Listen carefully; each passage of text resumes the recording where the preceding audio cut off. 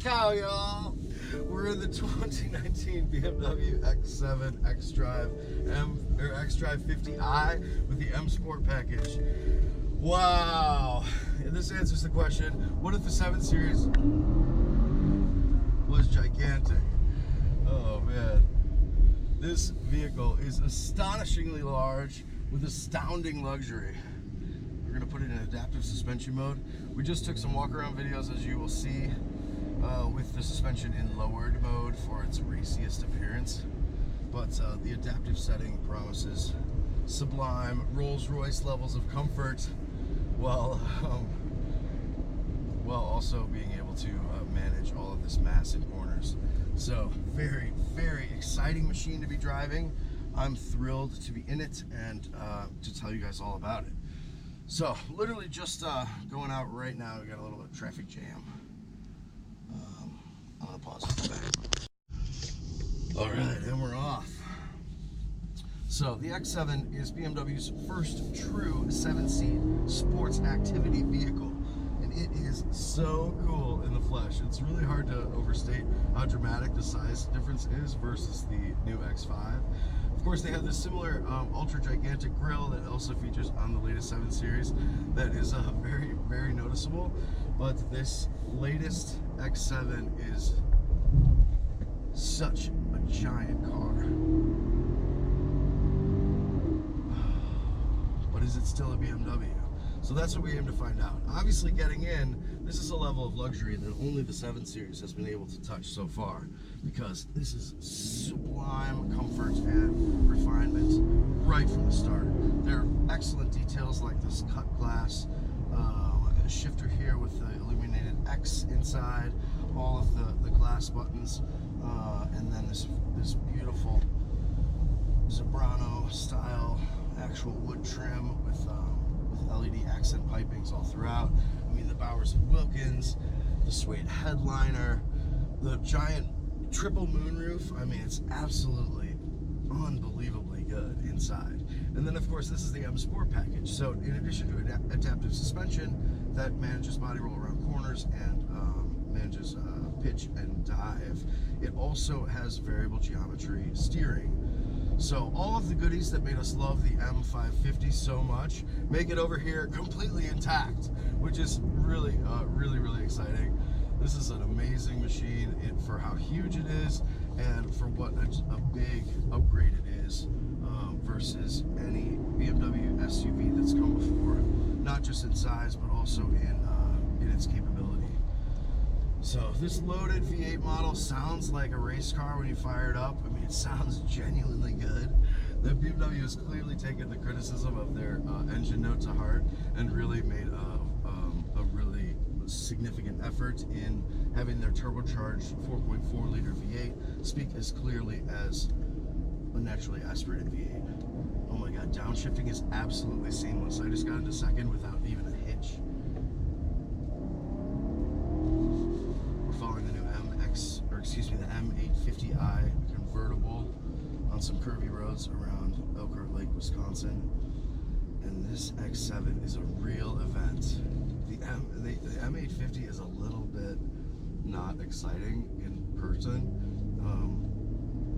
but this X7 really is. So, oh my God, all this dash is completely leather. It's like, oh, this is just so luxe. It's really incredible. I'm like a kid in a candy store. So let's talk about the merits of this vehicle and then how it differentiates itself versus vehicles like the Mercedes-Benz GLS and the Infiniti QX80, Lexus LX570, and that's about it. I mean, you could compare this in its capability for large families versus something like an Escalade or an Expedition, but they're really in totally different leagues. I mean, they're just in totally different calibers of luxury and capability. Well, capability is the wrong word. So is the X7 able to really be a good tow truck? Is it able to really manage, you know, a big group of people? Well, from looking around the cabin, I mean, not only is it able to fit, this is actually a 6-seater because we have bucket seats in the middle row versus a 7-seater. But then there's a real actual bench seat in the back with actual adult legroom. It's not enormous, but what third row seat is. And it's really, but the most notable thing is the level of luxury that comes with this big size upgrade. So, I mean, it's really astonishing, the level of luxury. Clearly a lot of optional equipment. I don't have a Moroni in this car, so I can't tell you, but probably the executive package for sure, premium package, and a number of other items. Bring fully power seats in the back that actually have a power slide function to allow people to crawl into the third row through a very respectable size opening, as well as they could just walk back there with the captain's chairs open in between. But those captains back there are fully adjustable electronically with their own heater controls and many other creature comforts. And then, of course, we get to the real achievement in this car, which is it's huge. It's been designed to actually tow without having to get a tow bar on the X5 and the X3 previously. It was like a $2,000 dealer installed project that really BMW never genuinely. I mean, they blessed it. Of course, it was an official accessory, but it was never a factory included equipment piece. So the X7 looks to change that, but really this is a vehicle that's focused on two things, which is being ultra huge and being ultra BMW-like in managing that hugeness. I mean, BMW, this might be their biggest SUV so far, but they've obviously made, the 7 Series and that M850 are nearly as much mass and have a lot, that's managing a lot of weight and a lot of body movement, even at really enthusiastic driving speeds. And so they're very good at that, and they've been able to apply those learnings really, really effectively onto the X7 here. Oh man, what a car. I'm a big fan. I love the way it drives. It feels big, but not imposing. There's still a lot of control, and I've been an adaptive this whole time, so let's actually go to sport. So we'll go to Standard. We could obviously configure some of the options, but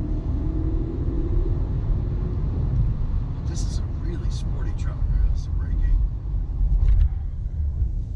Yeah, it's like amazing under brakes, and then we'll do a launch start.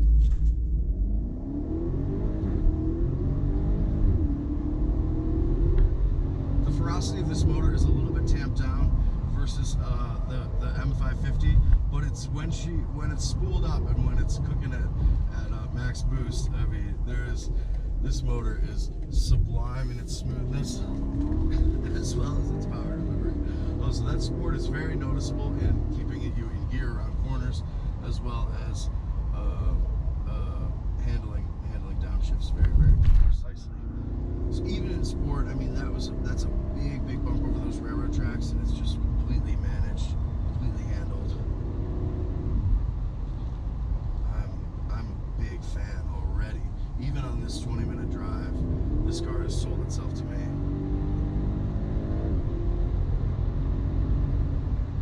So how will it do in the marketplace? Well, it will do really well, is the bottom line. I mean, as good as the GLS Mercedes is, there are a lot of ways where that feels like a lengthened ML class or the GLE they're calling it now.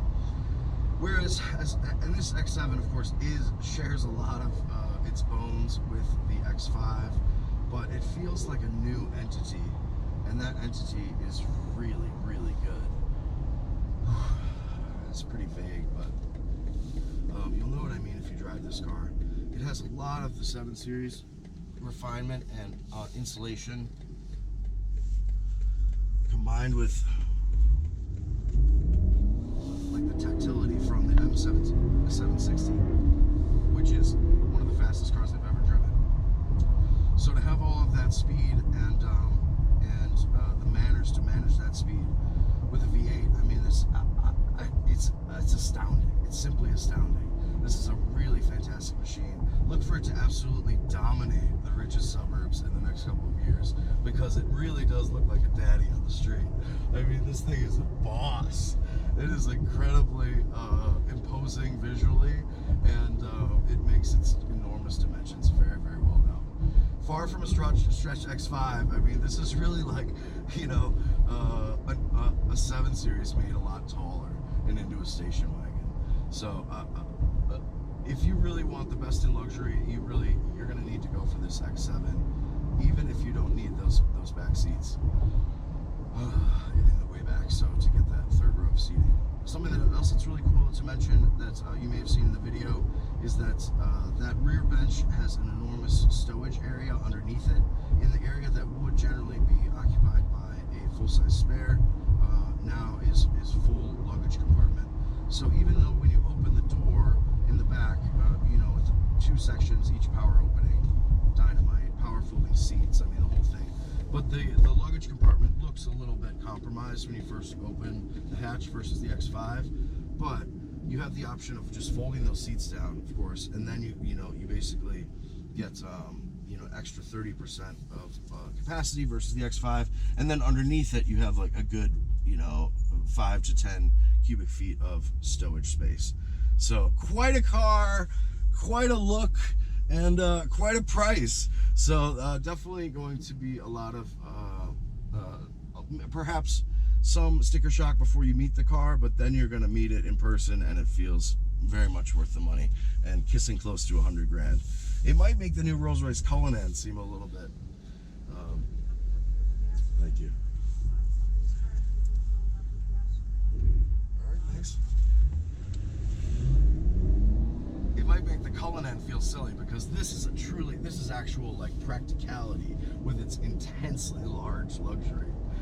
I could have stopped the video, but I did want to mention the Cullinan again because as much as BMW learned from the development of the Rolls-Royce Wraith and the Dawn that was applied back into the 7 Series very, very effectively, they've clearly been able to share some great learnings across the BMW group in terms of making a ride height and a tall body really just have advantages for over-the-road comfort, while also being capable of driving in an absolute blizzard of a mountain. So I'm really impressed. I know you will be too. Wait till you see this giant grill on the road. I mean, it's gonna scare people right out of the fast lane, and they should be scared. This thing is a beast. See you later.